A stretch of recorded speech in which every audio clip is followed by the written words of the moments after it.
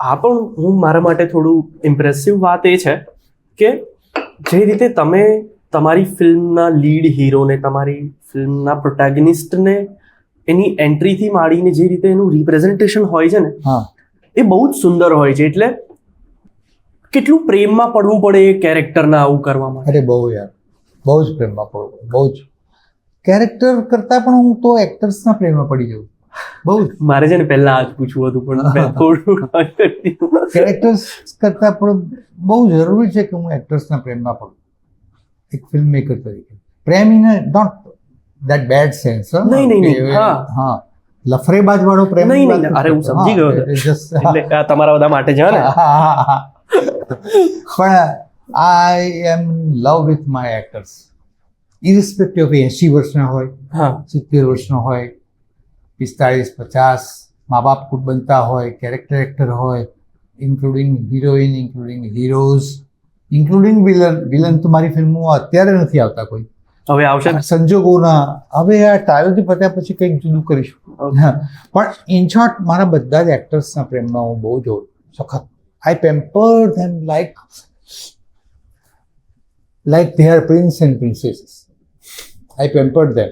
એટલે મારું production house Aarti, as a producer also, she pampered her team, my team, the direction team, production team, આખી whole team and actors almost all થઈ ગયા ને પછી તો. હા, બધાને પેમ્પર્ડ બહુ જ કરે.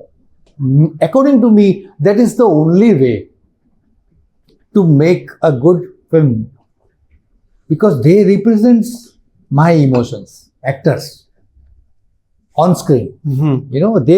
Their eyes will connect to my audience. मैं तो કરીને મુક્ત થઈ ગયો, કરકે ભૂલ જાને એના જેવું છે. મારું કર્મ ત્યાં પૂરું થાય છે, પણ they will carry on for the centuries to come. Who is filmmaker એવું કદાચ ના બી બોલાય, પણ એક કોનું છે, મલ્હારભાઈની ફિલ્મ છે, એ કોની, પ્રતિકભાઈની ફિલ્મ, એ હારોઈની પેલી ફિલ્મ, એનો ડિરેક્ટર કોણ છે એ તો 10મો સવાલ હશે આજથી 15 વર્ષ પછી. અને that's why I pampered them. That's why they call a star. They are called a stars. Stars never fade. Stars તો સ્ટાર્સ જ રહેશે. ક્યા વાત હે. We are not stars, we are just in making of પ્રોસેસમાં જે બનાવતા હોય ને, સ્ટારને સ્ટાર બનાવવાની જે પ્રોસેસ હોય ને, એના મજૂરોમાં અમે આવીએ. એટલે આ બહુ જ હમ્બલ વાત છે કહેવા માટે. પણ તમે I feel this, I live this, I feel this. See, film maker on floor, he is the only star. એ તો છે. And that is my kick as a film maker. હું કેમેરાની નજીક હોઉં અને હું ડિરેક્ટ કરતો હોઉં, એક જ મારા જીવનની કિક છે લાઈફમાં. એક જ મારું પેશન છે. હું એડિટ કરતો હોઉં, હું કમ્પ્લીટ ફિલ્મ કરતો હોઉં, બેકગ્રાઉન્ડ મ્યુઝિક કમ્પોઝિશન્સ ને બધું સચિન જીગર કે મારા મ્યુઝિક કમ્પોઝર સાથે બેસીને મહિનાઓના મહિનાઓ બેસતો હોઉં છું, રાઈટ.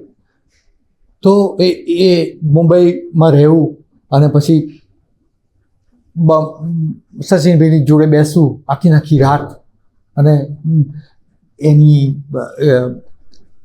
ઓમ મંગલમની કે લવનીભાઈની બેકગ્રાઉન્ડ કરવી, આ બધી જગ્યાઓએ હું મારી જાતને સ્ટાર કરતાં, આ બધી જ જગ્યાઓએ હું મારી જાતને ભગવાન કરતાં મોટો ગણું.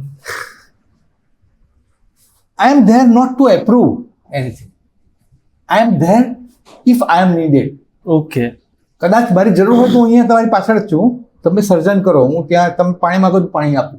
તમે બધી ઇન્ડિપેન્ડન્સ તમે એકદમ democratically. And that is the only way to make a film. I don't know other way.